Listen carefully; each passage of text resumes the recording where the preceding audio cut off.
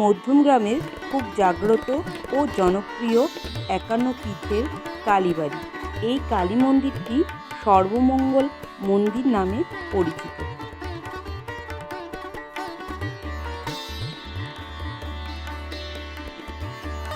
ভগবান হলে ডুলে পড়ে যাচ্ছে আর দৌড়াতে দৌড়াতে আসছে, এসে বলছে সুদামা, সুদামা কোথায়? বলে চলে গেছে। সুদামা চলে গেছে, কোন দিকে গেল?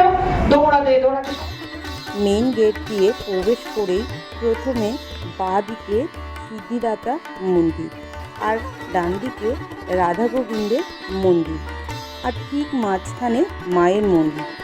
এই মন্দিরের কালীর মন্দির ছাড়াও অনেক দেবদেবীর মন্দির আছে। ১৯৭১ সালে এই মন্দিরটি প্রতিষ্ঠিত করা হয়েছে।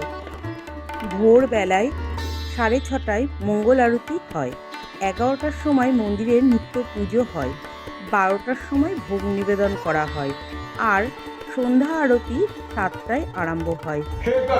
নিবেদয়ামি চাত্মানম তঙ্গতি পরমেশ্বর মহাদেব মহাপ্রাণ মহাযোগী মহেশ্বর মহাপাপ হরম দেব মকরায় নমো নমঃ। নমঃ শিবায় নমঃ।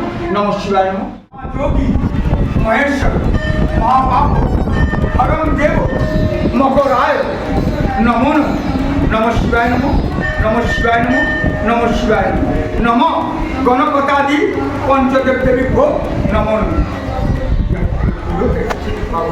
মায়ের মন্দিরে আরতি হওয়ার সাথে সাথে গণেশ মন্দির, রাধাকৃষ্ণের মন্দির, রামকৃষ্ণের মন্দির ও শিব মন্দিরের সন্ধ্যা আরতি শুরু হয়ে গেল।